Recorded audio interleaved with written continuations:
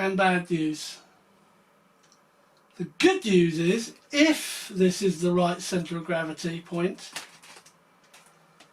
then without adding any weight and using my T-28 2200 mAh batteries, that's the 3S, it balances perfectly with the undercarriage up at this point.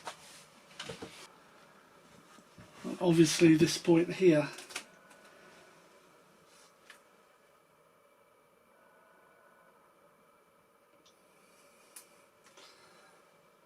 There. Not brilliant way of measuring it, but it's on. I can feel the little pegs I've put in the wing at that point. It's got no added lead, nothing. It literally is just balancing there.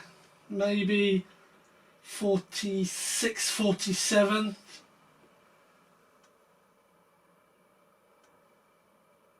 But I'm happy with that. Very happy with it. It's quite stable at that point. If I bring it forward a little bit, it just goes a little tail heavy.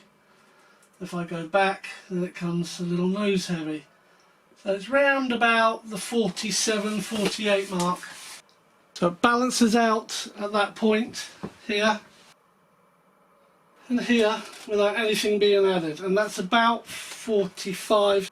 So if you come 2 or 3 millimeters behind that, that's where it's balancing without any added weight. The bad news is I can't find anywhere that confirms where you measure it from. I mean, it's not as though this is a new bird, you know, it's been around for a long time. I've looked on forums, web chats, YouTube videos. I can find nothing that really gives you the definitive measurement about the centre of gravity. It can't be here though, there's no way it's there.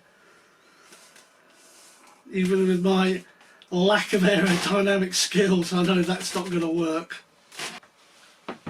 I haven't really enjoyed the build as much as I'd hoped.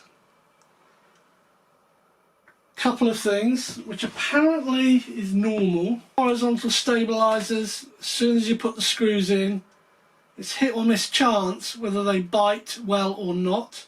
One, fantastic, didn't over tighten it, it's just right. The other one I screwed in, perfect, but I had to take it out, put the spar in, so I took it out, put it back in, it wouldn't tighten up, it just kept turning.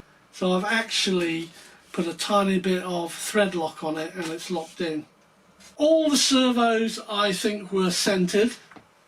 I did have to do 1 or 2 manual adjustments on the clevises. That's all part of the build, I wasn't particularly worried about that. Almost all surfaces had to be reversed. Don't know why, just the way it was. So the ailerons were the wrong way, the flaps were the wrong way, the rudder was initially the wrong way. Quick reprogram on the DX9, it was all okay. What I was really pleased about was sorting out the rates. The rates worked perfectly. The only problem I'm having at the moment, and it must be me the way I'm doing it, I can't get the flaps and elevator mix to work properly. The retracts work fine. I've calibrated the throttle because I noticed there was a little bit of movement before it engaged, the prop engaged.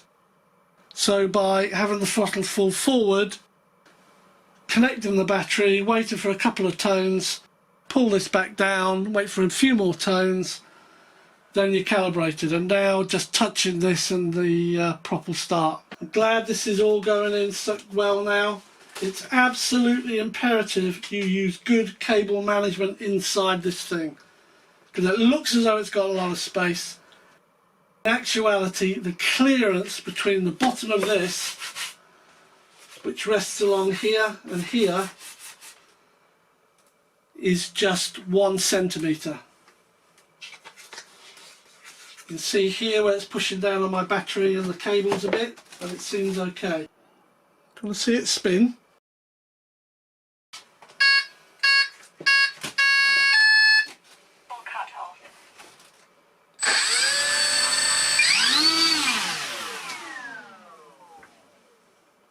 Loads of power. Throttle cut on. Yeah.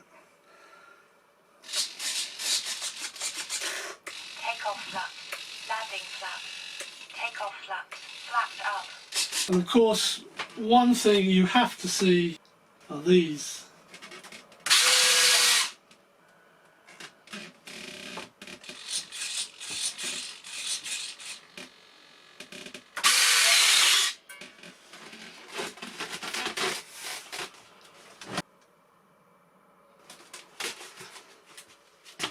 Just got to work out that flat mix.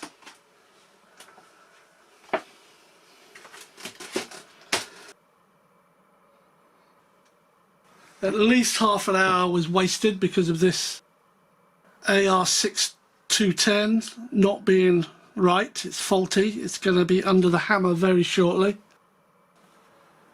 Thanks for watching. Stay safe, stay well. I'll see you on another video.